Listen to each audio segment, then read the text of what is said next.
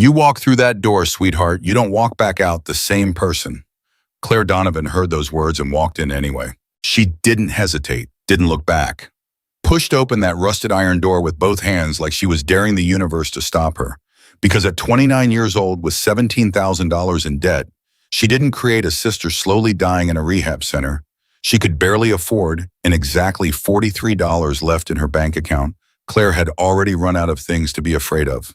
If this story already has you hooked, hit subscribe, drop your city in the comments, and let's see how far this ride takes us. Now let's go. The job listing wasn't even on a real website. It was a handwritten index card yellowed at the corners pinned to a corkboard inside a gas station bathroom off Route 93, somewhere between Tonopah and nowhere. Claire almost missed it. She'd been in that bathroom for 10 minutes, sitting on the edge of a cracked sink, counting the cash in her wallet for the third time, as if the number might change. It didn't. $43. A quarter tank of gas, and a phone with 3% battery showing a voicemail from a debt collection agency she'd stopped answering 3 weeks ago. She was about to leave when she saw the card. Bartender needed, rusted coil, no experience required. Cash nightly, ask for Decker. Below the address, someone had added in red ink, all capitals, do not apply if you scare easy. Claire stared at that line for a long time. Then she pulled the card off the board, folded it twice, and put it in her jacket pocket. She knew what the rusted coil was. Everybody in a 200-mile radius knew what it was. You didn't grow up in rural Nevada and not hear stories about the clubhouse at the end of Copper Road, the compound with the chain-link fence topped in razor wire, the roar of engines that could be heard from a mile away on summer nights, and the reputation that had outlasted 3 sheriffs, 2 federal investigations, and at least a dozen rumors about bodies in the desert that nobody ever confirmed and nobody ever denied. The rusted coil was Hell's Angels territory, had been for 30 years. And Claire Donovan, a broke blonde 5'4" former nursing student from Reno, was about to knock on their door and ask for a job. She almost talked herself out of it twice on the drive over.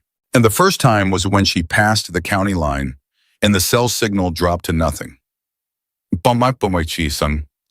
The second time was when she saw the bikes, 20, maybe 25 of them, lined up outside the fence like a steel cavalry. Chrome gleaming in the afternoon sun, each one worth more than everything she owned combined. She sat in her car with the engine running for 4 minutes. Then she thought about her sister. Jessie was 24 years old and had been in the Mountain View Recovery Center for 6 weeks. The center cost $2,200 a month. Claire had paid the first month with the last of her savings. The second month was due in 11 days. The third month she hadn't even let herself think about yet. She thought about the phone call from the center director 2 days ago, the polite professional voice explaining that without payment, Jessie's spot would be released to the next person on the waiting list. She thought about what the waiting list meant. She thought about what losing her spot meant. She thought about the last time Jessie had relapsed and what she'd found when she'd broken down the bathroom door. Claire turned off the engine and got out of the car.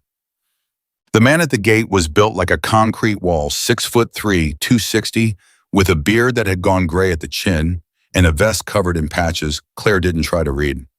He looked at her the way people look at something that doesn't belong, which was exactly what she was. Private property, he said, not aggressive, just final. I'm here about the bartender job, Claire said. The card at the Texaco on Route 93 said to ask for Decker. The man didn't move for a moment. He looked her up and down the way you'd inspect something suspicious left on your doorstep.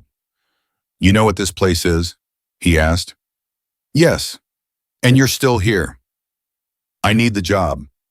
He studied her another few seconds. Something shifted in his expression. Not warmth, not exactly, but a flicker of something that might have been curiosity. Wait here, he said. He disappeared inside. Claire stood in the sun and didn't move. She could hear music from somewhere inside the compound, something old, something with a heavy bass line she felt in her chest. She could hear voices, laughter, the occasional crack of something metallic. She kept her hands out of her pockets because she'd read once that body language mattered more than words when you were in a situation where the people around you were deciding whether to trust you. She had no idea if that was true. She just needed to not look like she was hiding something. The gate opened again 6 minutes later. A different man came out. Shorter than the first, maybe 5'11", but with the kind of stillness that made him feel bigger than he was. Early 50s, silver-streaked hair pulled back, eyes that were a pale, unsettling gray that made Claire think of winter skies right before a storm. A long scar ran from his left ear to his jaw, old and clean, like it had been properly stitched. Once upon a time. He looked at her and didn't say anything for a moment. "You drove out here alone," he finally said. "Yes." "From where, Reno?" "Well, I've been staying out near Fallon the last few weeks." "You know who we are." "Hell's Angels, the Rusted Coil chapter." "You've been here since 1993. Before that, this compound was a ranch." His eyes didn't change expression, but something in his jaw moved slightly. "You do your homework." "When I need something, I do," Claire said. "I'm not looking for trouble. I'm looking for work. Cash, like the card said. I can start tonight if you need me to." "What's your name?" "Claire Donovan." "What do you know about bartending?" "Claire Donovan." "I know how to make 12 drinks from memory. I can learn more. I'm fast, I don't spill, and I've been told I have a face that makes people want to talk." She paused. "Also, I don't scare easy. The card said that was a requirement." The man was quiet again, then just barely the corner of his mouth moved. "I'm Victor Hayes," he said. "This is my club. Come inside." The inside of this rusted coil hit Claire like a wall of sensation. Noise, smoke, the smell of leather and motor oil, and something frying in a back kitchen. Long wooden bar along the left wall, pool tables in the back, round tables scattered in between, most of them occupied. Bikes parked inside near the far wall, like exhibits in a museum. Every head in the room turned when she walked in. She kept her chin level, kept walking behind Victor like she belonged there. "Everybody," Victor said, not loudly, but in a way that carried, "This is Claire. She's interviewing for the bar position." Silence. Then, "You serious, Vic?" A man at the nearest table, mid-40s, heavy-set, thick, dark beard, forearms covered in tattoos, leaned back in his chair and laughed once. Not a friendly laugh, a testing laugh. "She looks like she belongs in a yoga class." Laughter from 3 or 4 others. Claire looked directly at the man. "You want something from the bar?" "Well, I'm getting started, or are you just going to sit there?" Silence again, sharper this time. The man at the table blinked. Victor Hayes said nothing, but Claire caught it just barely, the micro-expression that crossed his face, something that hadn't been there before. Interest. The man who'd laughed was named Boomer. She learned that in the first 20 minutes.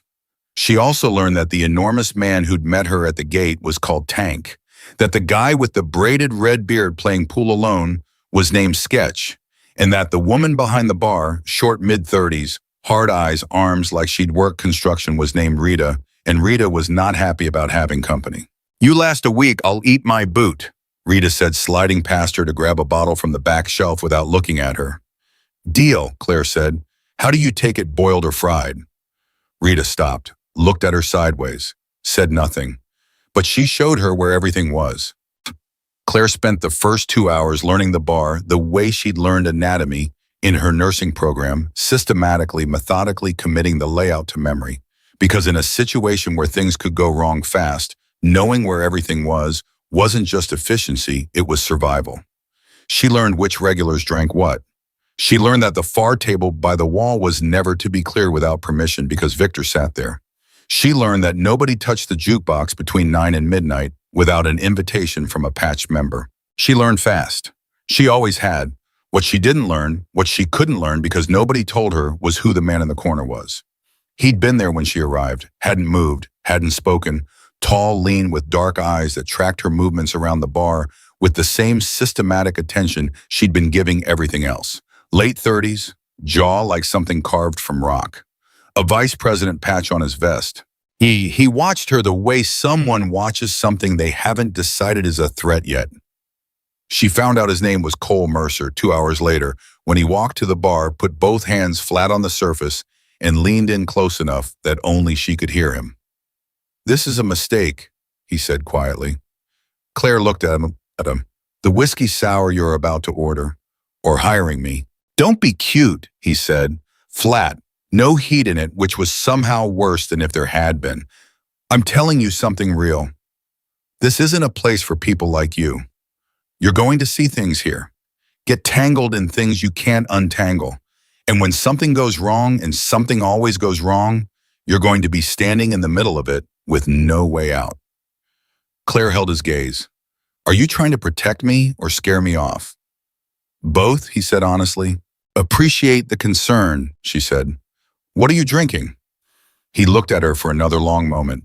Then he straightened up, pushed back from the bar, and walked back to his corner table without ordering anything. Rita, who'd been within earshot, passed Claire on her way to the register and said very quietly, Mercer doesn't do that. Do what? Warn people. The first real test came at 11:14 that night. Claire had been on her feet for 6 hours. She was running on adrenaline and the half sandwich she'd eaten in the car, and the bar had gotten louder as the night wore on. A visiting chapter had rolled in around 9, doubling the room's population and temperature simultaneously. She was moving fast, keeping up, not spilling, not snapping, even when Boomer made his third comment about her being lost. Then the door opened. 2 men walked in who didn't belong. Claire knew it the instant she saw them, not because of what they wore, but because of how they moved. Too careful, too deliberate, eyes scanning the room before their bodies were fully inside. Debt collectors. She recognized them like you recognize the face of someone from a nightmare. But one of them was a man named Garrett. She'd spoken to him on the phone twice. He worked for the firm that had purchased her ex-husband's debts, including the ones Daniel had secretly put in her name. Garrett's eyes found her inside 3 seconds. Claire Donovan, he said, crossing the room. Not loud, but loud enough. You've been a hard woman to find. The room went quiet the way rooms go quiet when everyone realizes something is about to happen. Claire felt the blood drop out of her face, but she didn't move from behind the bar. She made herself stand still, hands flat on the counter, and she looked at Garrett without blinking. This is a private establishment, she said. Her voice came out steadier than she felt. You're going to need to leave. We're not leaving without resolving your outstanding balance, Garrett said, stopping at the bar. His partner positioned himself 2 steps back into the left standard flanking posture. They'd done this before, many times. $14,600. With interest and fees, we're looking at, friend, Victor Hayes' voice came from the far corner table. He hadn't raised it. He hadn't moved from his chair. But the word landed in the room like a stone dropped in still water, and every ripple went outward. Nobody invited you in here. Yeah, Garrett turned slowly, took in the room the bikers who had all quietly and without drama turned to face him. Took in Victor, who was looking at him with those pale gray eyes, like a man examining an insect he hadn't decided whether to remove or crush. Garrett was good at his job. Claire could tell that. But even good men in bad situations make the calculation eventually. We'll be in touch, Ms. Donovan, Garrett said. He and his partner left. The door swung shut behind them. The room breathed again. Nobody cheered. Nobody made a big moment of it. Boomer just picked up his drink. Sketch went back to the pool table. The visiting chapter members resumed their conversation. But Victor Hayes was looking at Claire across the room, and what she saw in his expression then wasn't pity, wasn't condescension. It was a question, one she understood without words. What are you actually running from? She held his gaze for 3 seconds. Then she went back to work. Maza, because she was going to need to tell him. She understood that now. Not tonight, but soon. Whatever Daniel had gotten her mixed up in, whatever was attached to her name that she hadn't signed for and hadn't agreed to it, wasn't just debt collectors anymore. It was something bigger. She could feel it the way you feel weather changing before you can see the clouds. In her bones, in the back of her neck. The rusted coil had protected her tonight without even trying, without knowing her name 24 hours ago. And somewhere in the rational, calculating part of her brain, the part that had kept her alive and functioning through 18 months of catastrophe, a thought took shape that she wasn't ready to say out loud yet. These people might be the only allies you've got. She wiped down the bar, took 3 orders, didn't let her hand shake. But she was thinking about the card tucked in her jacket pocket. The one Daniel had mailed to her 2 weeks before he disappeared, a plain white card, no return address, with a string of numbers she hadn't understood. She'd thought it was a phone number. She'd tried calling it. It wasn't a phone number. She knew that now. She just didn't know yet what it was. She would soon. And when she did, the world she'd walked into through that iron door would never look the same again.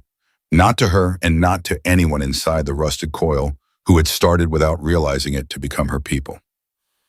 The night wore on. The music got louder. The bar got hotter. Claire Donovan kept working, kept watching, kept learning. Because that was what survivors did. And whatever else she was, whatever she was becoming, in this impossible, terrifying, strangely alive place at the edge of the Nevada desert, she was above everything else a survivor. That much nobody was ever going to take from her.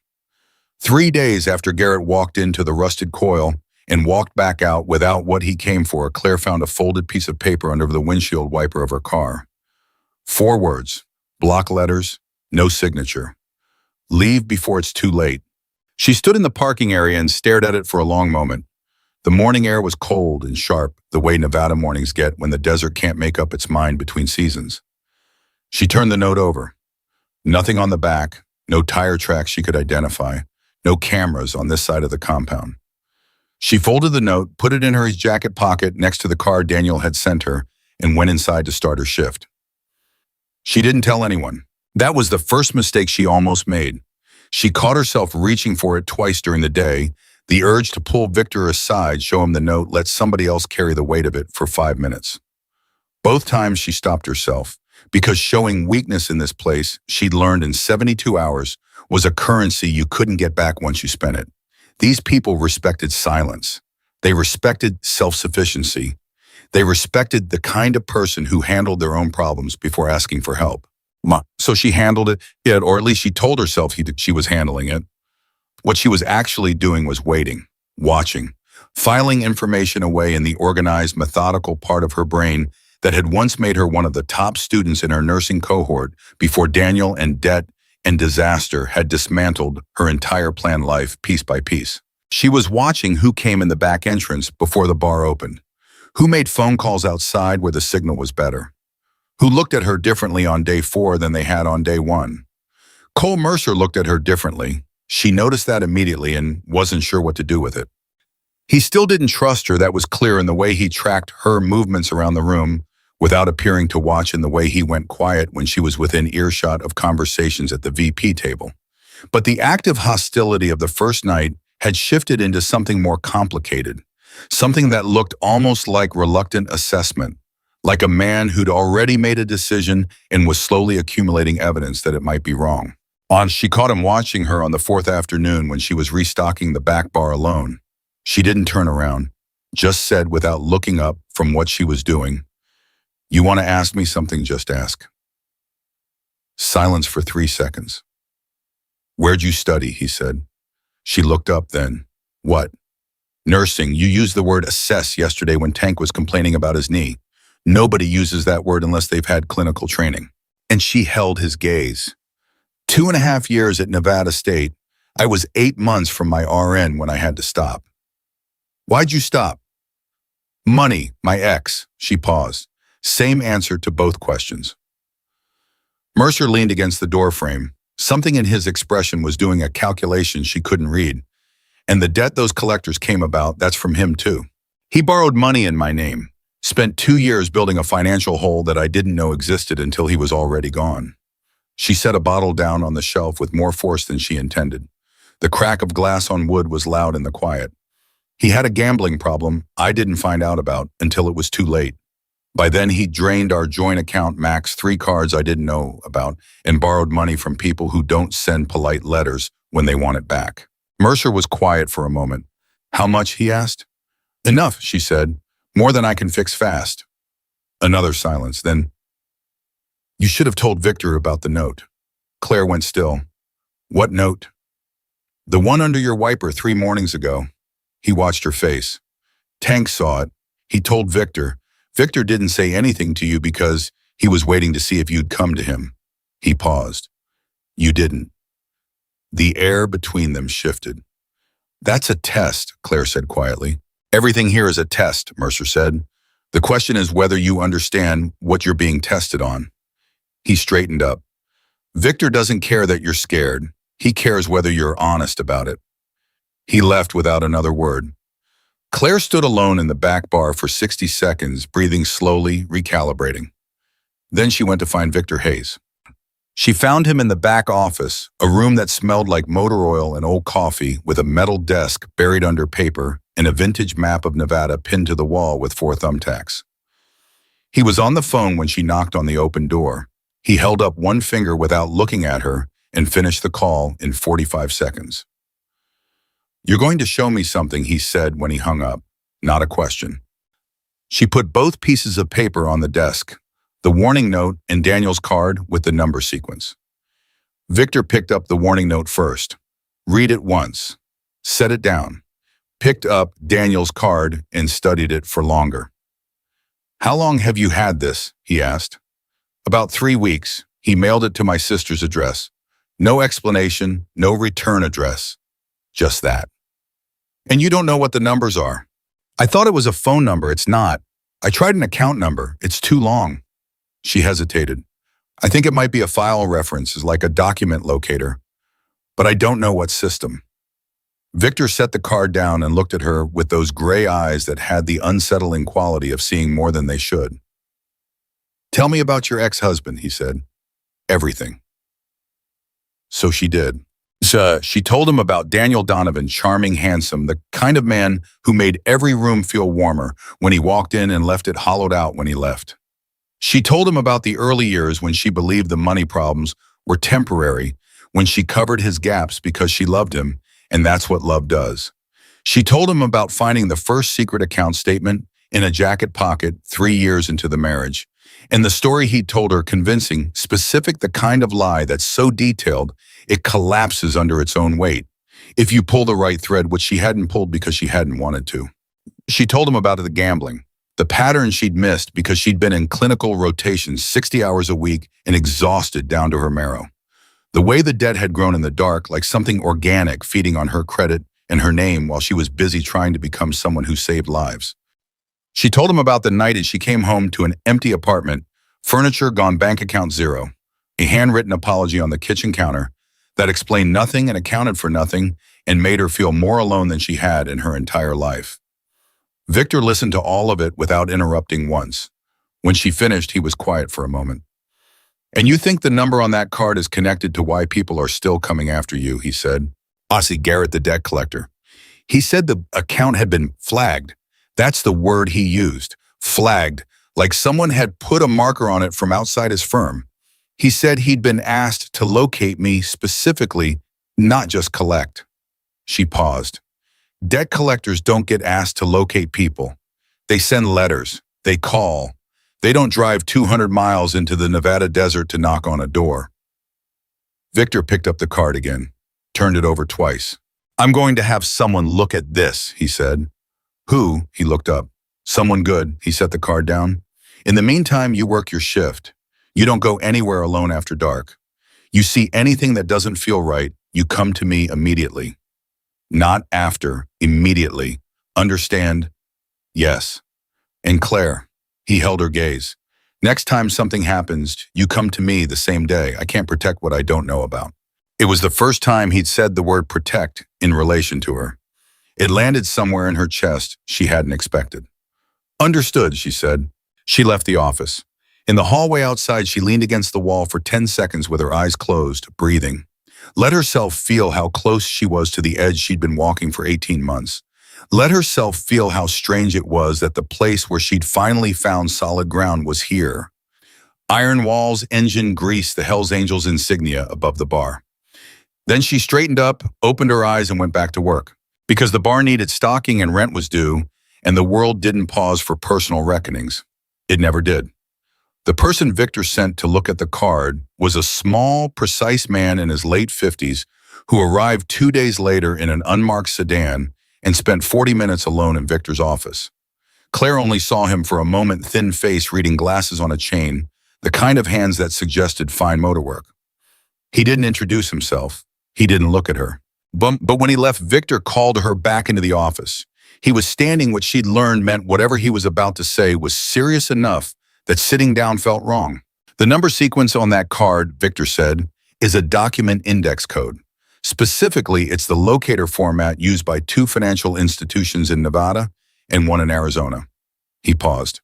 It corresponds to a ledger, a physical and digital record of financial transactions. Our man believes it's a record of money movement, significant money movement that was kept off standard books.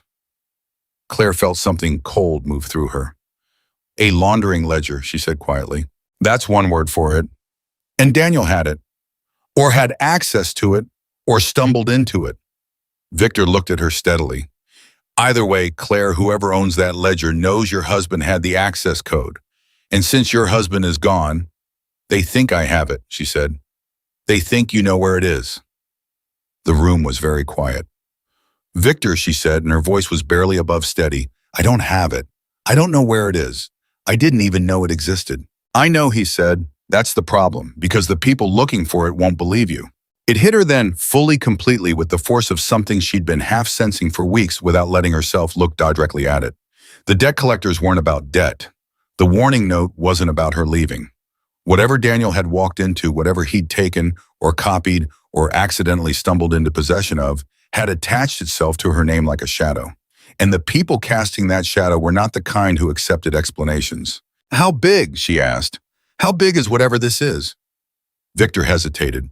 That hesitation lasted maybe 2 seconds. It was the most frightened she'd seen him look, and it frightened her more than anything else that had happened. Big enough that I'm making some calls tonight, he said. And until I know more, you don't leave this compound alone. Not for groceries, not for anything. We clear. Clear, she said. She walked out of the office and straight to the bar because her hands needed something to do and her brain needed the mechanical comfort of work. And if she stopped moving, she was going to have to sit with the full weight of what she'd just learned, which she couldn't afford yet. Rita was already behind the bar. She watched Claire come in and take up her position without a word. Watched her start moving bottles, glasses, inventory, with the focused, slightly too controlled energy of someone keeping a lid on something. After a minute, Rita said without looking at her, You gonna be sick? No, Claire said. You look like you're gonna be sick. I'm fine. Okay? Rita pulled a glass down from the rack and started polishing it. For what it's worth, and I know it's not much coming from me, Victor, doesn't make those calls for people he doesn't think are worth the trouble. Claire kept stacking glasses. What calls? The serious ones. Rita glanced at her sideways. I've been here 11 years. I've seen him make those calls 4 times. Claire looked at her. All 4 times, Rita said quietly, the people he made them for are still alive. She set the polished glass down and walked to the other end of the bar, leaving Claire standing with that information and everything it implied. And the night got busy fast. The weekend chapter members were in plus a group from the Laughlin chapter that had come up for reasons Claire wasn't privy to.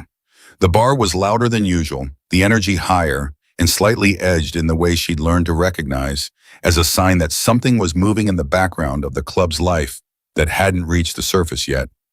She worked. She watched. Around 10 o'clock, Boomer sat down at the bar, which he didn't usually do. He was a table man and ordered a bourbon neat. She poured it without comment. He drank half of it without speaking. She waited. For what it's worth, he said finally, still looking at his glass. What Vic did the other night with those collector guys, that wasn't just because you work here. Claire said nothing. We don't do that for employees, Boomer said. We do that for people. He finished the bourbon. Just so you know. He put the glass down and went back to his table. And something cracked open in Claire's chest that she'd been keeping sealed for a very long time. Not grief, not gratitude, something in between, something that didn't have a clean name. The recognition that she had been alone for so long, genuinely alone in the bone-deep way, that has nothing to do with how many people are physically nearby, that a sentence from a rough, loud, tattooed man she'd known for a week could break something loose in her that 2 years of isolation hadn't. She turned away from the room and spent 30 seconds at the back shelf pretending to recount inventory. Got herself back together. Turned around. Kept working. It was 11:47 when Sketch the quiet man with the red braid who played pool alone most nights appeared at her elbow and said very quietly, Someone in the lot, silver Chevy, been parked there 40 minutes without coming in. Claire's blood went cold. Did you tell Victor? Telling you first. He looked at her. It's your call. She understood what he was giving her. The choice. the agency, not treating her like something to be managed, but like someone with the right to know and the right to decide. Tell Victor, she said. Now. Sketch nodded once and disappeared. Victor moved within 2 minutes. Quiet coordinated the kind of efficient response that told her this club had procedures for things like this that had been practiced until they were automatic. 3 men went outside through the side exit. 2 others repositioned inside near the door. The silver Chevy left the lot 4 minutes later, moving fast. Victor came back inside and found her at the bar. Nevada plates, he said. Rental. We got a partial on the number. He studied her face. You're holding together. I'm holding together, she confirmed. Good. He leaned on the bar close enough to speak low. I heard back from one of my calls. The ledger your ex-husband had access to there are names in it. Political names, law enforcement names, he paused. Local deputy sheriff names. Claire stared at him. One of the men who's supposed to be investigating the harassment you've been experiencing, Victor said carefully, may be the same man who's directing it. The bar noise continued around them, glasses, music, laughter, the crack of a pool cue, the ordinary noise of an ordinary night. Inside Claire Donovan's chest, something went very still. Which deputy, she asked. Victor held her gaze for a moment. That's what I don't know yet. And until I do trust nobody with a badge. Nobody. Not a traffic stop, not a wellness check, nothing. You come to me. I understand. He straightened up, moved toward the VP table. Claire stood behind the bar and looked out at the room at Boomer, at Sketch at Tank, by the door at Rita, moving efficiently at the other end, and felt the full disorienting, complicated truth of where she was settle into her bones. She had walked into this place with $43 and a desperate need for rent money. She had walked in expecting to be mocked, maybe used, possibly endangered. What she hadn't expected was this, whatever this was. Not safety. She wasn't naive enough to call it that. Not yet, not with silver rental cars in the parking lot and a corrupted deputy somewhere in the machinery working against her. But something adjacent to safety. Something that felt like people who meant what they said and did what they meant and didn't apologize for either. She thought about Daniel, about the card he'd sent, about whatever he'd stumbled into or stolen or sold access to that had made her, without her knowledge or consent, a target in somebody else's war. She thought about Jessie in the recovery center, 10 days from losing her spot. She thought about the number sequence Victor's man had identified, the ledger it pointed to, the names it apparently contained. And she thought about something her grandmother had told her once when she was 9 years old and afraid of a dog on their street. A big dog. Aggressive, always straining at its chain. Baby, the dogs that bark at you from a chain aren't your real problem. The real problem is the ones that don't make a sound before they bite. Somebody had been silent for a very long time. She just hadn't known who. She did now, or close enough to it. Cole Mercer came to the bar at last call. He didn't order anything.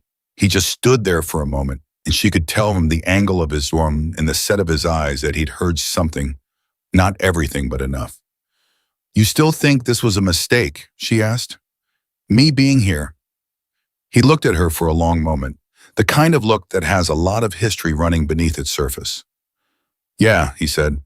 She waited, but not for the reasons I thought, he added quietly. Then he walked away. And Claire Donovan, standing behind the bar of the most dangerous room she'd ever been in, surrounded by outlaws who had shown her more honesty in 10 days than most people manage in a lifetime, Claire let herself feel, just for 1 second, something she hadn't felt in a very long time. Like she might actually survive this. Then she picked up a rag and wiped down the bar because the night wasn't over, and neither was she.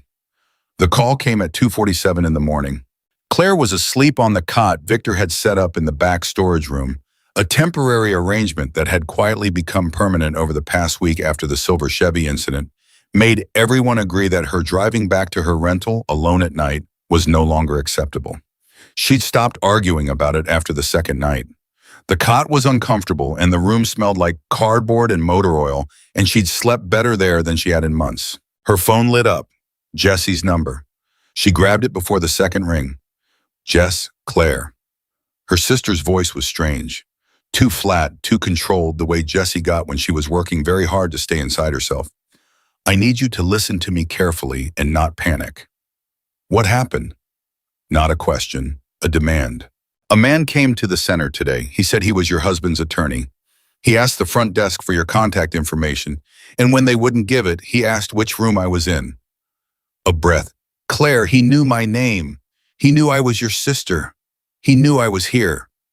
Claire was already sitting up, feet on the floor, shoes in her hand. Did he get to you? No, the center director called security, but he left a card. A pause. Phone down. It just has a phone number on it. And a message for you. Wow. What message? Jesse's voice dropped to barely above a whisper. He said, tell your sister that what Daniel took doesn't belong to her, and if she returns it quietly, everyone moves on. If she doesn't, another pause. Longer. He said, if she doesn't, the sister becomes the conversation. The room went ice cold. Jesse, listen to me, Claire said, and her voice was the steadiest it had ever been in her life, because it had to be, because her sister needed it to be, because fear was a luxury she could not spend right now. You're going to go to the director's office right now, tonight. You're going to ask them to note in your file that you have a security concern and that no one, no attorney, no family member, no one claiming to represent anyone, is to have contact with you without my written authorization. Can you do that? Yes. Good, do it now. Stay on the phone with me while you walk there. She heard Jesse moving, heard a door open, heard the soft, institutional sounds of a recovery center at 3 a.m, distant TVs, the hum of a quarter light. So while her sister walked, Claire was pulling on her jacket with one hand, already moving toward Victor's room at the end of the hallway. She knocked twice. The firm's specific knock she'd learned was the one that meant emergency without meaning catastrophe. Victor's voice came through the door in 4 seconds. Alert. Already awake or close enough to it that the difference didn't matter. Yeah. I need 5 minutes, Claire said. Doors open. She went in, kept her phone at her ear, confirmed with Jesse that she was in the director's office, confirmed the director had been woken and was present, confirmed the note had been added to the file. Then she said, I'll call you tomorrow morning. First thing, don't talk to anyone you don't recognize. I love you. Claire, are you safe?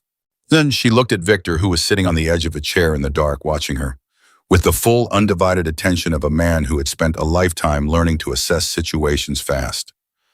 Yeah, she said, I'm safe. Go sleep. She hung up, told Victor everything. All of it word for word, the way she'd been trained in clinical settings to report precise, sequential, no editorializing. When she finished, Victor sat quietly for 10 seconds. Then he said, they went to your sister. Yes, which means they know your connection to her, which means they've been watching you longer than we thought. His jaw was tight, not with anger, with the cold, specific tension of a man doing rapid calculation. They're escalating because they're running out of patience. Something has a timeline. Something is moving. What do we do? What? He looked at her. We get ahead of it. Tonight. He stood up and reached for his phone. I'm calling Decker and 2 others. We're going to have a conversation about what we know and what we need to know, and you're going to be in that room. You sure about that?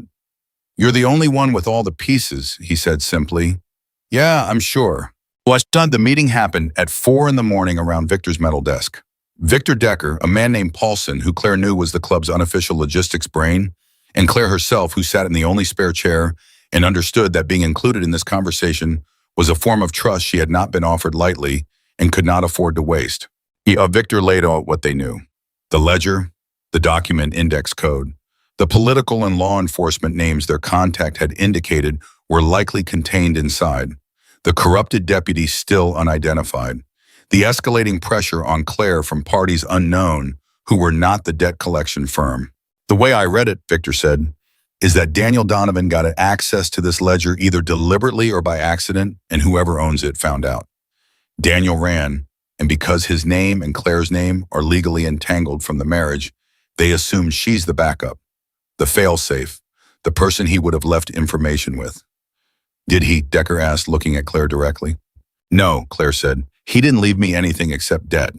The card with the number sequence was the only thing I've received from him since he disappeared, and I didn't understand what it was until Victor's contact identified it. But they don't know that, Paulson said. No, they don't. Then right now, Paulson said slowly, you being in the dark is the only thing keeping you alive. Because if they believed you actually had the ledger or knew where it was, they wouldn't be sending attorneys to recovery centers. They'd be doing something a lot less polite. The room went very quiet. So they're still in information gathering mode, Victor said. For now, Paulson said. The move to involve the sister means they're getting frustrated. Frustrated people make choices they didn't plan to make. He looked at Claire. Which means you've got a window. Small one, but a window. To do what? Claire asked. The three men exchanged a look. It was Victor who spoke. To find the ledger before they do. The word found its way into Claire's chest and sat there like a stone. I'm a bartender, she said. You were a nursing student, Victor said. You're systematic, you're precise, and you know more about Daniel Donovan than anyone in this room. He held her gaze. We can provide resources, contacts, protection, but you're the one who knows how Daniel thought, where he'd hide something, who he trusted. She was quiet for a moment, thinking about Daniel, not the romantic version she'd archived somewhere painful in her memory, but the operational version. The real man, his habits, his patterns, his particular brand of intelligent cowardice. He didn't trust people, she said slowly. He trusted systems. He liked things he could access remotely. He was paranoid about physical documents because he'd been audited once in his 20s and it had terrified him. She paused. If he had access to a ledger, a physical one, he would have digitized it, backed it up somewhere he controlled. Cloud storage, Paulson said, or a server, something he paid for himself outside any shared account. She thought harder. He had a laptop I never had access to. He said it was work. I believed him. She looked up. I know his patterns. His passwords were always variations of the same thing, his mother's birthday, different formats. He was lazy about security, the way smart people often are. Victor and Paulson exchanged another look. This one was different. Okay, Victor said, we work with that. He looked at Decker. Get Reyes on the phone in the morning. Tell him we need a digital trace consult. Full discretion. Decker nodded and left the room. Get some sleep, Victor told Claire. We move on this tomorrow. She went back to the storage room, lay down on the cot, stared at the ceiling for a while. She was not going to sleep. Instead, she was thinking about what Paulson had said. The window, the small window before frustrated people made unplanned decisions, before whatever timeline was ticking in the background of this situation ran out. And she was also thinking about something nobody in that room had said out loud, though she suspected Victor had thought it. If Daniel had the ledger or access to it, and he'd run rather than hand it over, then Daniel wasn't simply a coward who'd abandoned his wife.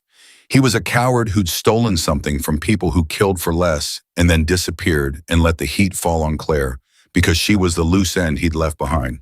That was a different kind of betrayal than the gambling and the debt. That was specific, intentional, a choice. She lay with that for a long time. Then she closed her eyes and against everything she'd expected, slept. She woke to the sound of commotion. Not the ordinary morning noise of the compound boots on concrete engines turning over the distant clatter of the kitchen. This was different. Voices too fast and too loud movement that had direction and urgency instead of routine. She was on her feet and in the hallway in 30 seconds. A tank was the first person she saw moving toward the common area with a focus that made her stomach drop. She grabbed his arm as he passed, or tried to. It was a bit like grabbing a structural beam. He stopped, looked down at her. What happened? She said. Truck, he said. One of ours, Highway 6, ran off the road in the night. He looked at her steadily. Riggs was driving. She'd learned Riggs in week 1, so mid-30s quiet, one of the men Victor trusted for overnight runs. She'd served him coffee 3 times. He always said thank you. How bad? She asked. Tank's face did something complicated. Bad enough. Go to the common room. Victor wants everyone in one place. Well, she went. The common room had that particular charge density of people absorbing bad news and converting it into something they could act on. Victor was at the center of it, standing speaking quietly to three men in rapid sequence. Mercer was on the phone in the corner, turned away from the room, one hand pressed flat against the wall like he needed the contact to stay steady. Rita appeared at Claire's shoulder. "Riggs is alive," she said quietly. "Barely. They're transporting to County Hospital." "What caused the crash?" Rita looked at her, said nothing. "Rita, what caused it?" "His brake line," Rita said. "Cut. Not all the way through, just enough that it held under normal driving and failed under pressure." She paused. "Highway 6 has a long downhill grade about 40 miles out. Whoever did it knew the route." Claire absorbed that, felt the weight of it settle into the room she was standing in, into the faces of the people around her, into the morning that had suddenly become something different than it was before. Someone had tried to kill a member of this club, on a road, at night, in a targeted, premeditated way that required knowing schedules and routes. "They have someone inside our information," Victor said from across the room. Not loudly, just clearly the way he said everything. The room went quiet, or close to it, which means we operate on the assumption that anything we've communicated through standard channels is potentially compromised. He scanned the room slowly. "Phone calls go through Decker only. Movement outside the compound gets cleared through me. Nobody goes anywhere alone. This isn't a discussion." He looked at Claire then, just briefly, but it was enough. She understood. The escalation wasn't coincidental. Riggs's route, the timing, it was connected. Everything was connected. Whatever the people behind the ledger had decided was happening on their timeline, it had accelerated. The window Paulson had described was closing. She found Victor 20 minutes later, when the initial coordination had settled into the grim-focused industry of a club preparing for something serious. "I need to talk to you about Daniel's laptop," she said. "I think I know where it might be." Victor looked at her sharply. "Where?" "He had a storage unit in Fallon. He used it for what he called business documents. I never had the key code. He always said it was boring paperwork, equipment manuals for his sales job." She paused. "He was a regional sales manager. He didn't have equipment that needed manuals. I just never thought about it until now." "You remember the facility? Desert Sun Storage on Mountain View Road in Fallon. I drove past it twice when I was staying out that way. I didn't connect it until this morning." She met his eyes. If he digitized the ledger and stored it somewhere he controlled remotely, that unit is exactly the kind of physical backup location he'd use. A hard drive, a laptop, something he could access without a paper trail. Victor was already reaching for his phone. "I'm going with whoever you send," Claire said. "No," he said immediately. "Victor, it's my name on the rental agreement for that storage unit. Daniel put it in my name, same as everything else. I'm the only one who can legally access it without a problem." She held her ground. "And I'm the only one who knows what his hiding spots look like. You send Tank alone, he might walk right past it." The calculation in Victor's eyes lasted about 5 seconds. "Decker goes with you," he said, "and Sketch. You don't get out of the truck without one of them next to you." "Agreed. You find anything at all, you don't touch it before Decker photographs it. Everything gets documented before it gets moved." "Understood." "I was going to be a nurse, Victor. I know how to handle evidence without contaminating it."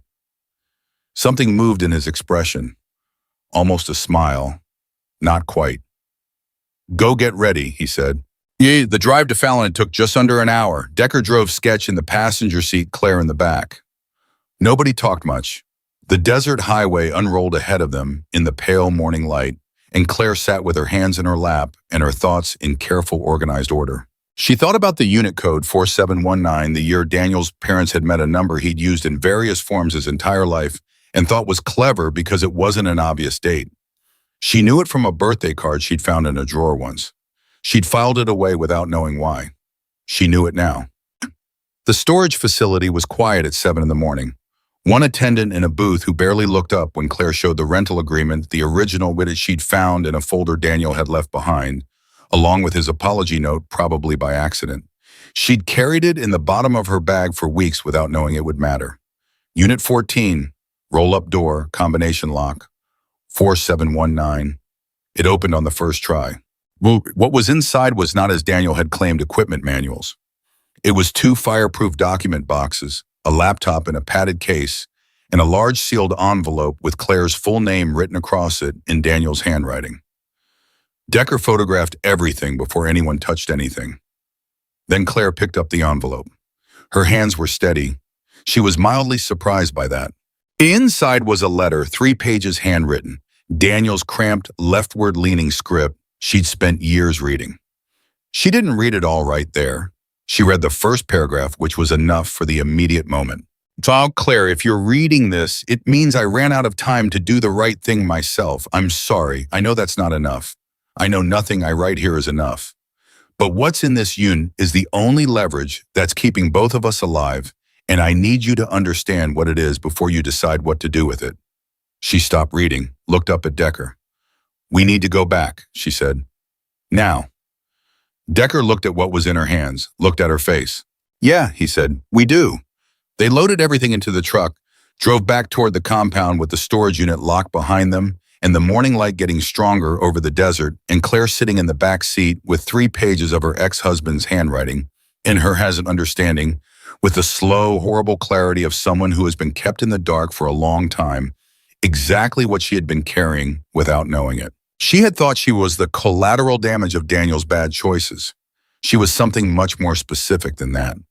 She was the only person outside the cartel structure who had full legal access to the one record that could dismantle everything they built.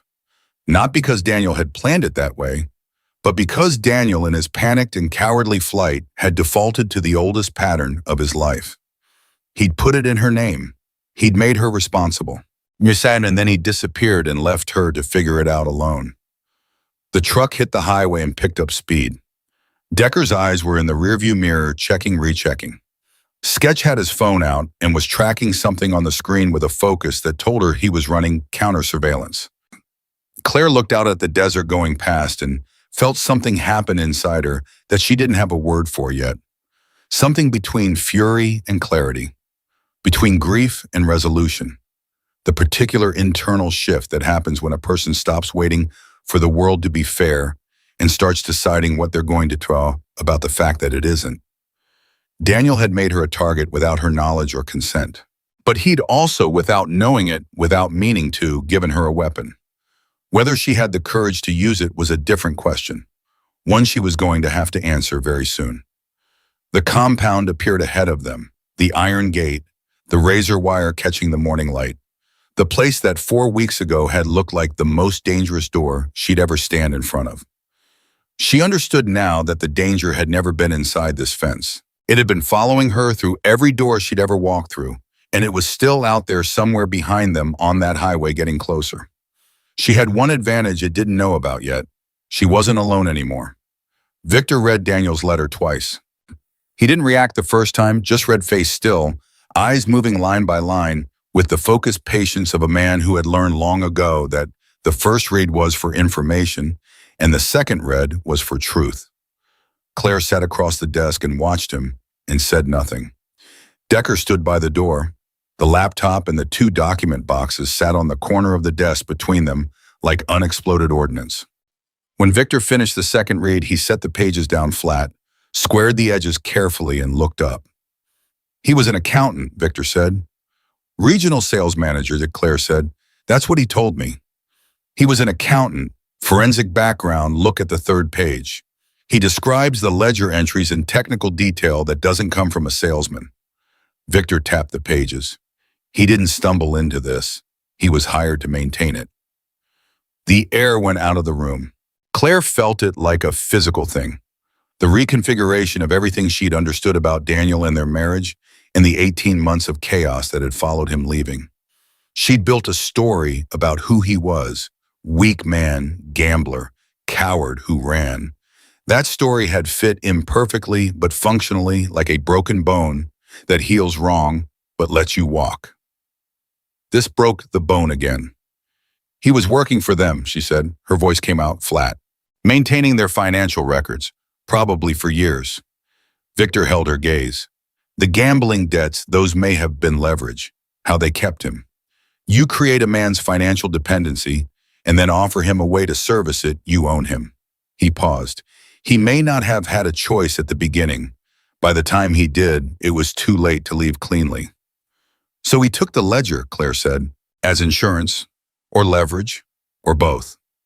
Victor looked at the letter again. He says here he made copies, multiple formats. The laptop has one.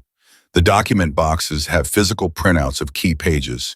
And he paused at the line Claire had read 3 times and still couldn't fully absorb. There's a third copy.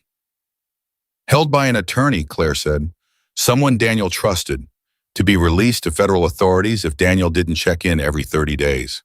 Which means either Daniel is checking in, Decker said from the doorway, and the attorney copy hasn't been released. Or Daniel is gone, Claire said quietly. Really gone. And the 30 days ran out. And we have no idea what that attorney has already done with it. The room was very quiet. Victor picked up his phone and made a call. Spoke for 90 seconds in terms Claire couldn't follow. Coded compressed the language of a man who had learned to communicate critical information in the smallest possible package. When he hung up, he looked at Paulson, who had appeared in the doorway at some point during the conversation. Get Reyes here tonight, Victor said. Physical presence. I need the laptop opened and mapped before morning. Paulson was already moving. Victor looked at Claire. The attorney's name is in the letter. Do you know him? No, I'd never heard of him. We're going to find out what he's sitting on and whether he's already moved. He stood up. In the meantime, we operate as if everything is already in motion, because it probably is. Claire nodded, started to stand. Claire, Victor's voice stopped her. She looked at him. How are you doing, not tactically? Actually. The question landed somewhere unexpected. She'd been running on forward momentum for the past 4 hours. The storage unit, the drive back, the letter, the implications cascading one into the next like dominoes. She hadn't stopped to take the full weight of it. Her ex-husband had not simply been a weak man who gambled and borrowed and ran. He had been a man living a double life, a man who had built a false architecture around their marriage, their entire life together, to conceal something criminal and dangerous. Everything she'd thought she understood about her years with Daniel had a second layer under it she'd never been allowed to see. She felt something she recognized as grief, though it wasn't the ordinary kind. It was the grief of losing something you thought you'd already lost and finding out it was never what you thought it was to begin with. I'm functional, she said. Victor studied her for a second. That's not what I asked. I know, she met his eyes. I'll be okay, I just need a little time with it. He nodded, didn't push. That was one of the things she'd learned about Victor Hayes in 4 weeks. He understood the difference between needing space and needing help, and he respected the first while remaining available for the second. She went to the back hallway, sat against the wall on the floor, not the cot, the floor, because the floor was solid in a way she needed right now. Put her head back, closed her eyes for exactly 3 minutes, and 3 minutes to feel it. The betrayal, the reconfiguration, the vertigo of having the ground shift under a past she couldn't go back and change. Then she opened her eyes, stood up, went back to work. Because that was all you could do. You felt it, and then you kept moving because the alternative was standing still in the middle of a burning building, and that had never saved anyone. Reyes arrived at 9 that evening. He was younger than Claire expected, late 20s slight, with quick hands, and the specific kind of focus that belongs to people who think in systems rather than stories. He had the laptop open and running within 20 minutes, bypassing the password screen with tools Claire didn't ask the name of. By 10:30, he had a full directory mapped. He was organized, Reyes said, almost with admiration. Everything compartmentalized, encrypted separately by category. He pulled up a file tree on his own screen and angled it toward Victor. Financial records, communications, and, he paused. This.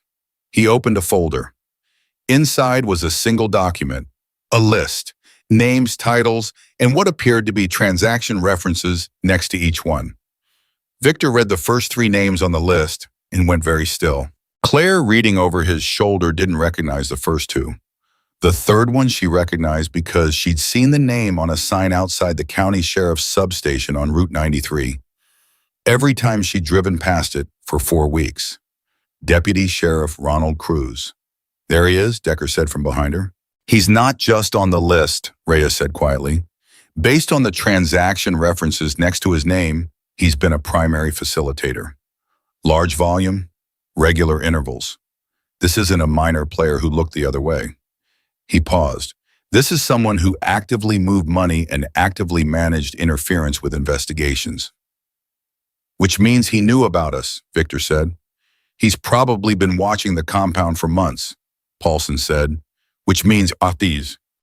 And then it hit the room simultaneously the way realizations sometimes do when they're so large they can't be processed individually, everyone absorbing it at the same second, the same collective intake of breath.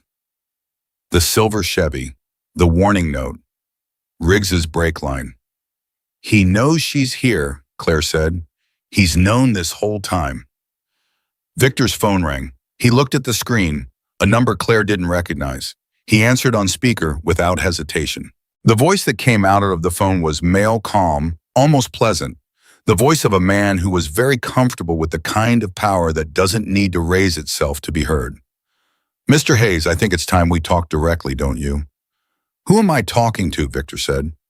Someone who has a significant interest in a piece of property currently in your compound, and someone who has until now been patient.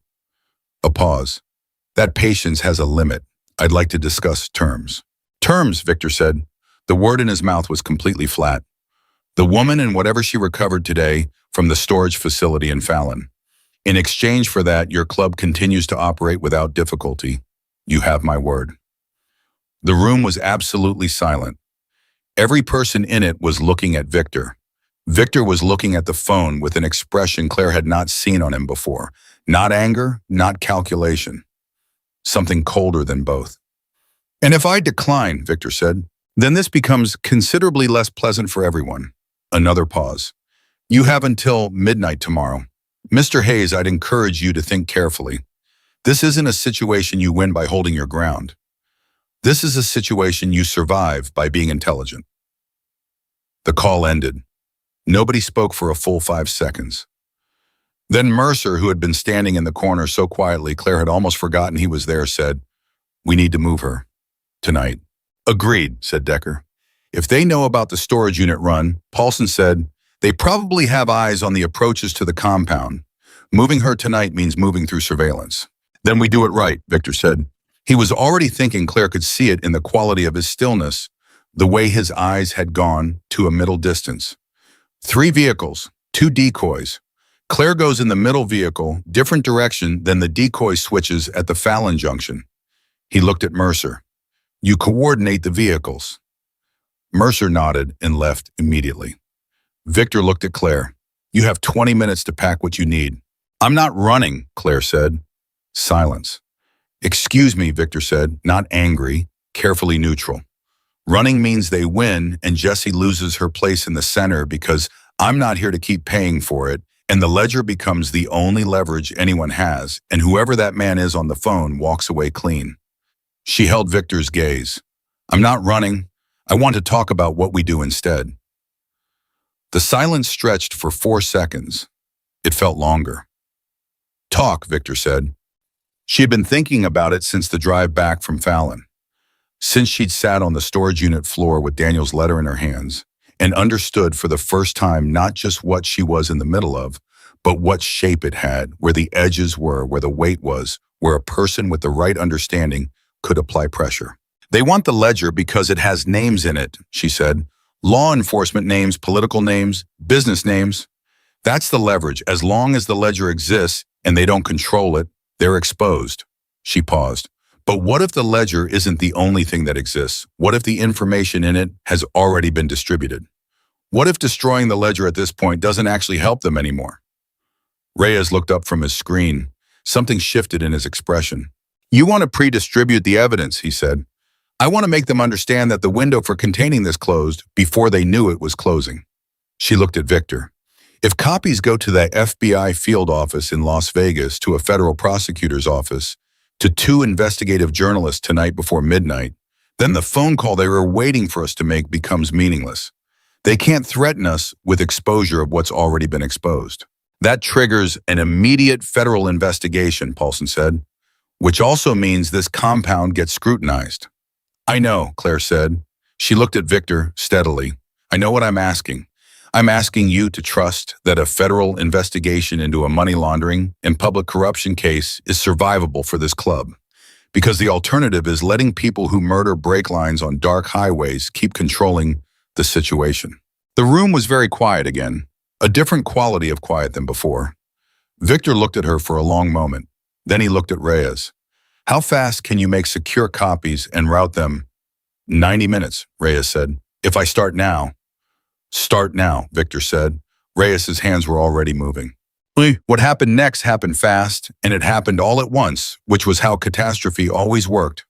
Not sequentially, but simultaneously, as if the universe saved up multiple disasters and released them together for efficiency. Reyes had been working for 40 minutes. The copies were partially routed. Claire was at the bar with Rita because movement and routine were the only things keeping her functional, and Rita had silently put a cup of coffee in front of her without being asked, which was Rita's highest expression of solidarity. The first explosion hit the north wall.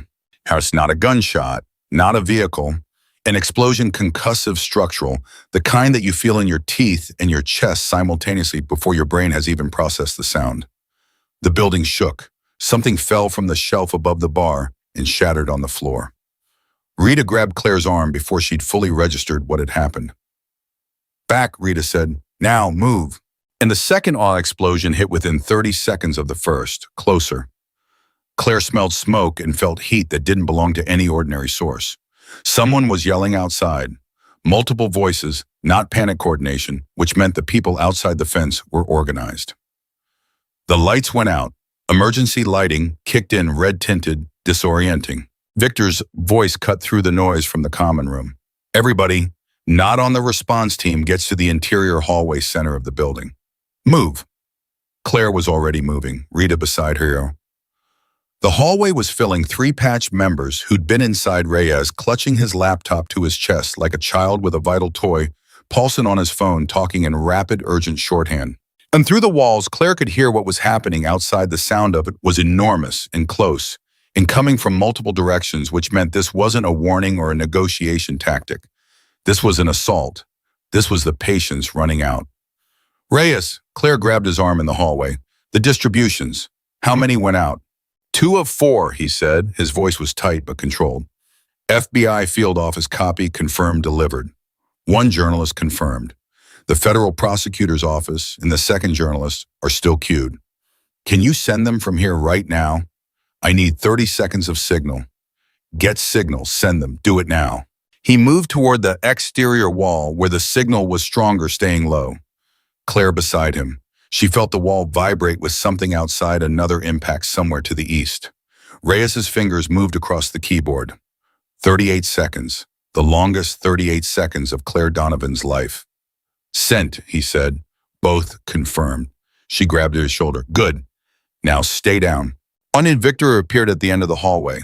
He had blood on his forearm, not serious surface, and the calm of a man who had been in combat before and had made his peace with the inside of it long ago. Behind him, Tank and 2 others were moving with weapons drawn and the particular deliberate speed of men who knew exactly what they were doing.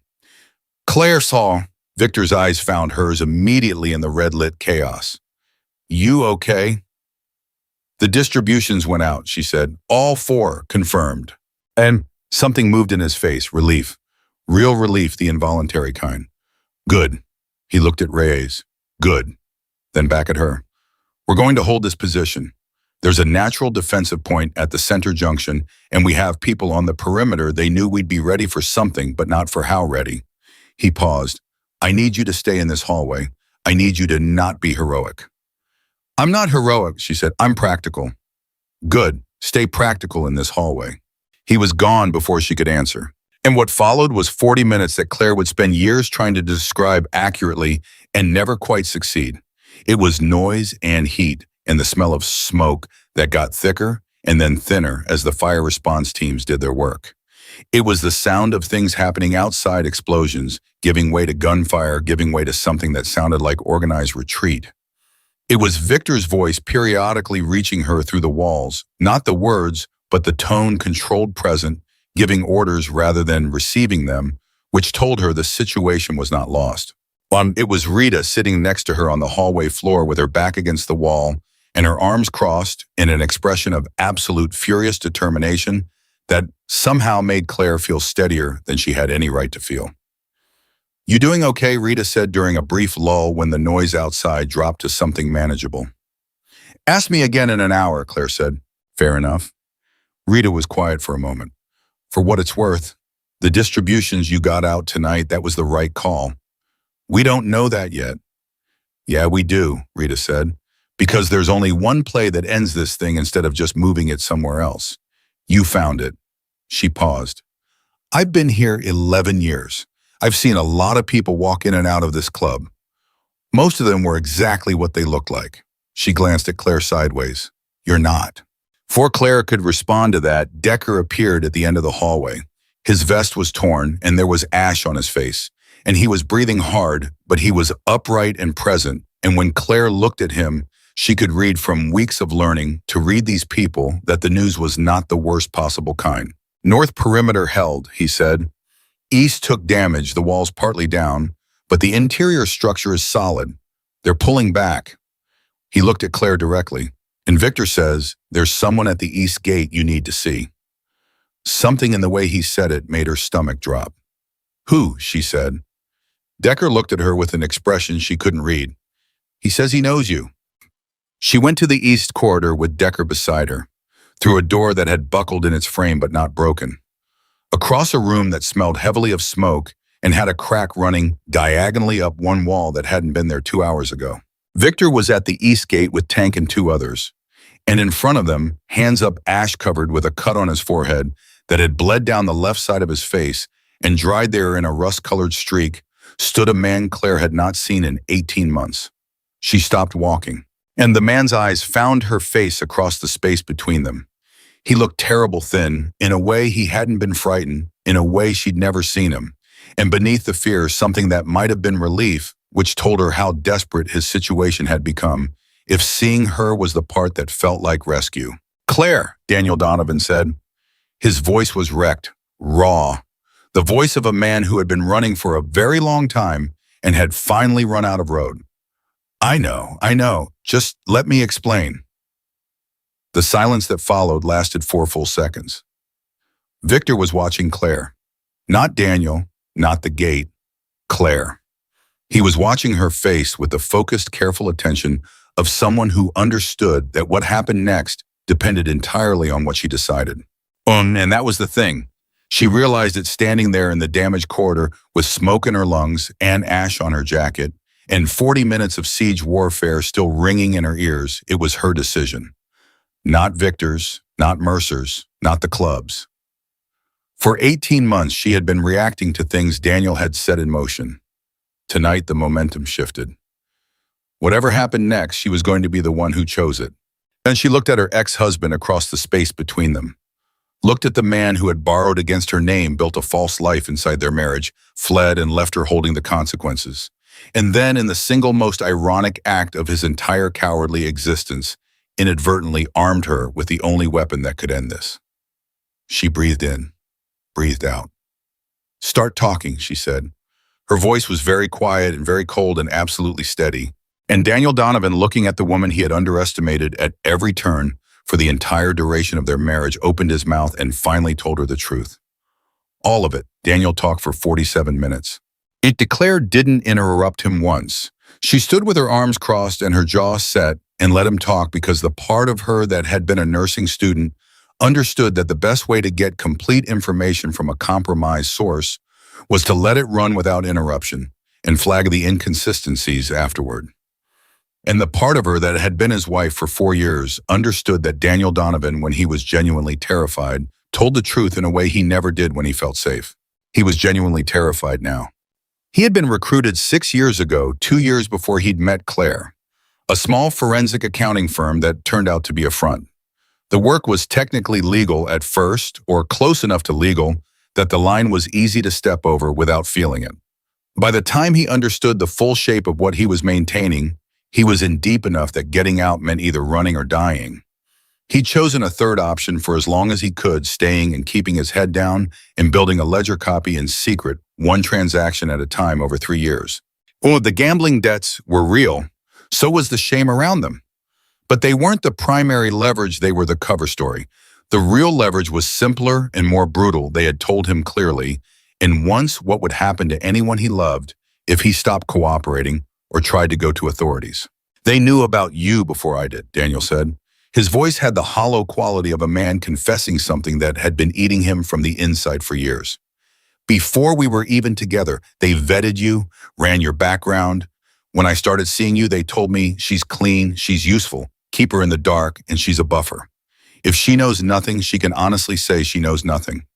He looked at Claire with red-rimmed eyes.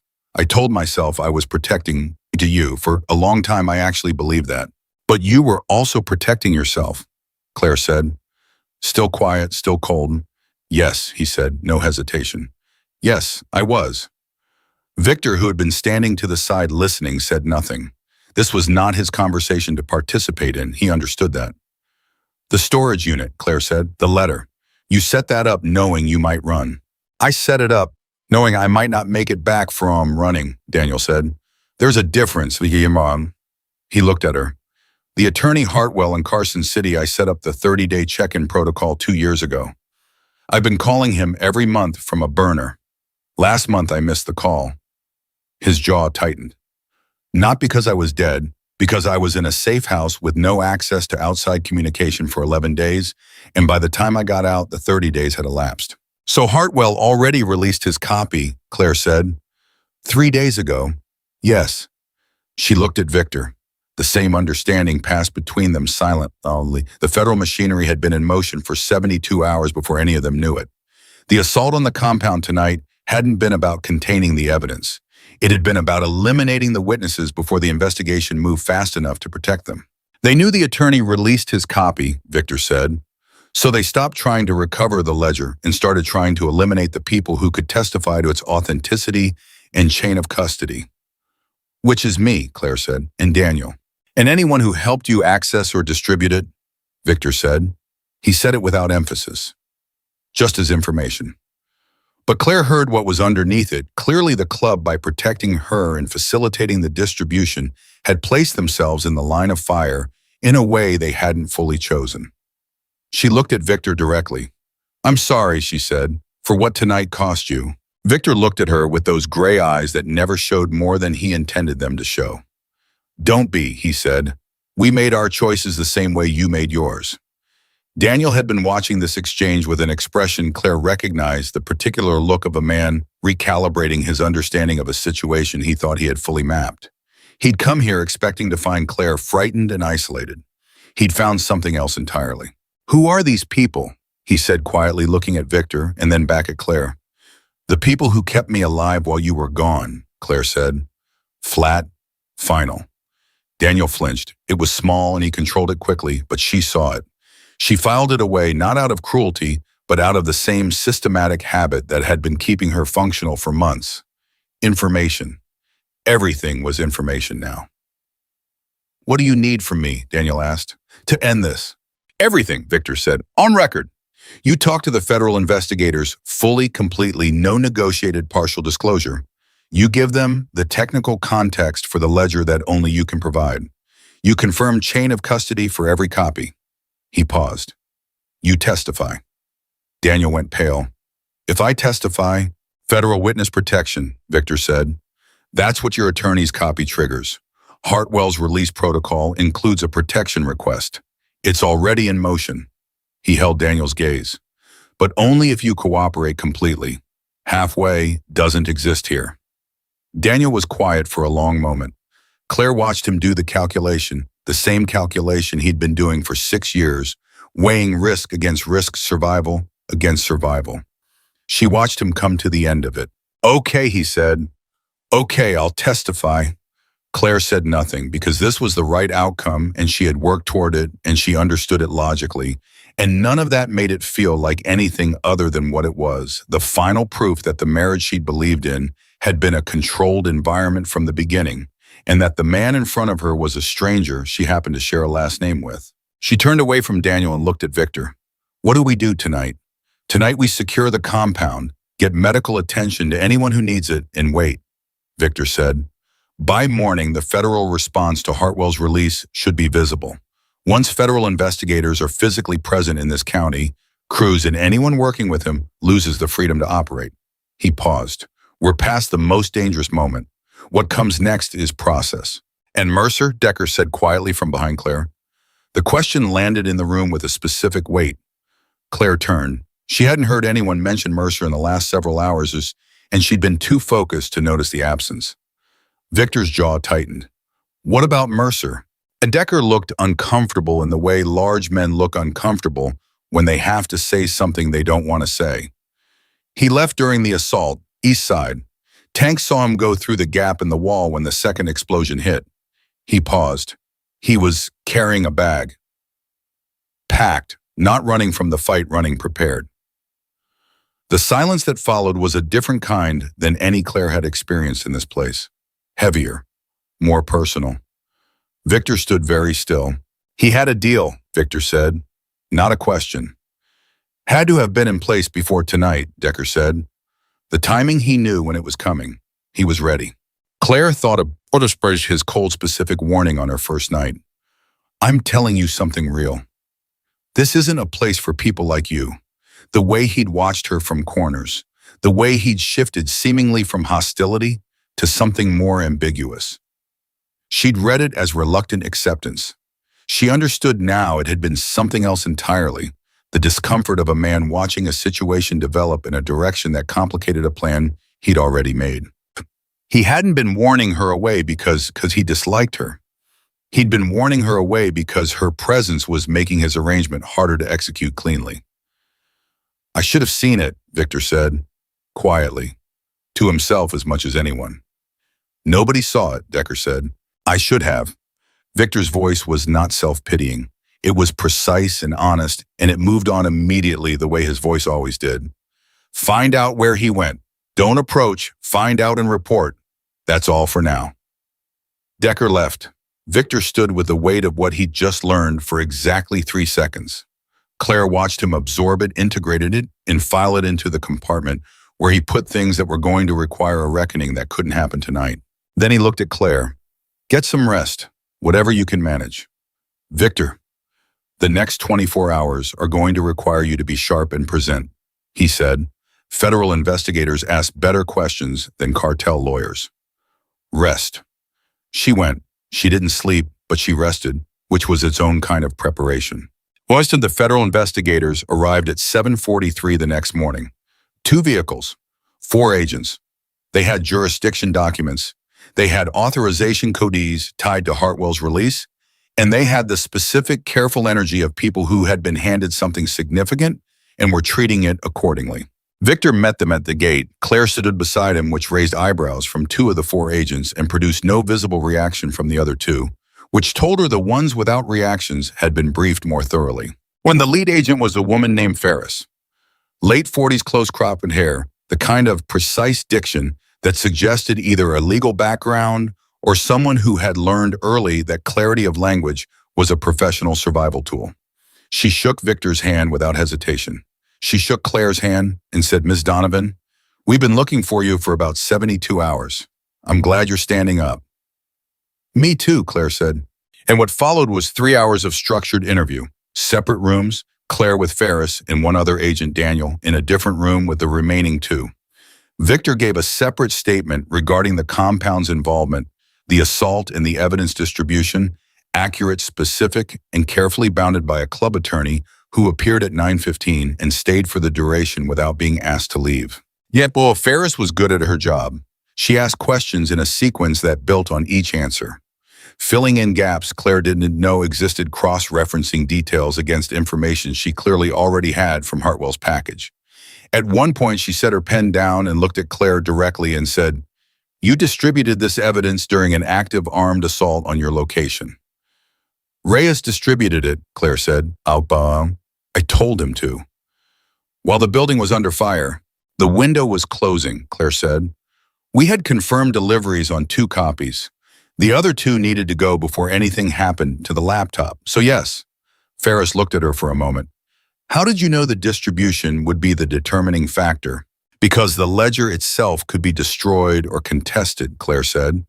But confirmed delivery to a federal office and a credentialed investigative journalist simultaneously creates a verification chain that survives destruction of the original. They could burn the laptop. They couldn't unring that bell. Ferris picked up her pen again. Where did you get your background in evidence procedure? I was going to be a nurse, Claire said. We learned about chain of custody in the context of patient records. The logic transfers. Ferris made a note. Claire couldn't read what it said. At 12:40 in the afternoon, Ferris's radio produced a burst of communication that changed the quality of the room immediately. Ferris listened, said 2 words in response, and looked at Claire with an expression that was carefully controlled, but not controlled enough to hide what was underneath it. Deputy Sheriff Ronald Cruz was taken into federal custody 40 minutes ago, Ferris said. At his home, he was attempting to leave with 2-packed suitcases. A pause. He had a phone in his pocket with an outgoing call placed to the same number that called your compound president last night. Claire absorbed that. And the man who made that call, she asked. In progress, Ferris said, but the Cruz arrest triggers a cascade. He's not going to protect people who can't protect him back. She looked at Claire steadily. You should know what you did here, the distribution, the chain of custody you maintained, the documentation. This is a prosecutable case. A strong one. You made it strong. Claire said nothing for a moment. Sheriff, then, my sister is in a recovery center in Mountain View. She needs to know she's safe, that no one connected to this is going to use her as leverage again. I'll make sure a protective notification goes to the center director today, Ferris said. No hesitation. You have my direct number. If anything touches her, you call me first.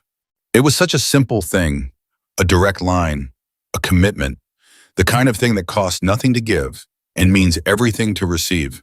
Claire felt the particular exhaustion of someone who has been carrying a weight for so long that when it finally shifts, the relief of it is indistinguishable from pain. Thank you, she said. She walked out of the interview room and into the hallway and stood there for a moment. The compound around her was damaged, but standing the east wall, partially collapsed smoke staining on the exterior debris that hadn't been cleared yet. The sounds of the club moving and working and repairing filled the air, the ordinary industry of people who treated catastrophe as something to be cleaned up and rebuilt, not something to be paralyzed by. Boomer walked past her carrying a section of metal sheeting and said without slowing down, You eat anything today? No, she said. Rita's got food in the back. Go eat. He kept walking. She almost smiled. She found Victor outside standing near the east wall looking at the gap where Mercer had walked out the night before. He didn't hear her approach, or maybe he did and chose not to turn, and for a moment she just stood near him and looked at the same space he was looking at. Will you find him? She asked. Yes, Victor said. What happens then? He was quiet for a moment. That's a club matter. She understood that meant the answer was not something he was going to say out loud, and she understood it in the way she'd come to understand most things about this place, not as a threat or an evasion, but as a boundary between two worlds that had become briefly and intensely adjacent without ever fully merging. I'm sorry about Mercer, she said. I know what it costs. When someone you trusted... Yeah, Victor said quietly, cutting the sentence off gently but clearly, not because he didn't feel it, but because feeling it was private. She respected that. What happens to the club? She asked. With the federal investigation invisible to scrutiny. We handle scrutiny, Victor said. We've been handling scrutiny for 30 years. He glanced at her sideways. The difference this time is we did something unambiguously right. That's a position I don't hate. She looked at him. Did you know when you told Reyes to start the distribution? Did you know what it would bring down on the compound? Victor was quiet for 4 seconds. I knew it would bring something. I didn't know exactly what. He looked at her directly. But you were right that it was the only play that ended it instead of just moving it. I knew that much. You trusted my read, she said. I trusted your read, he confirmed, simply, like it was the most natural thing in the world. 3 months later, the rusted coil reopened. Plus, the east wall had been rebuilt stronger than the original reinforced steel framing, which Tank had overseen with the focused satisfaction of a man who takes structural integrity personally.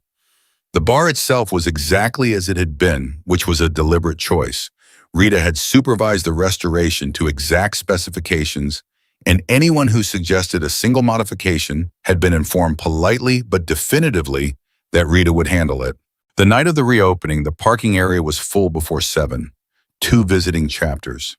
The Laughlin crew. People who'd heard the story, and the story had spread the way stories spread in communities where loyalty is the primary currency. Claire worked the bar. Not because she had to, the federal case had moved with the speed that federal cases move when the evidence is clean, and the cooperating witnesses are credible, and a victim restitution process was underway that would in time address some portion of the debt Daniel's choices had created.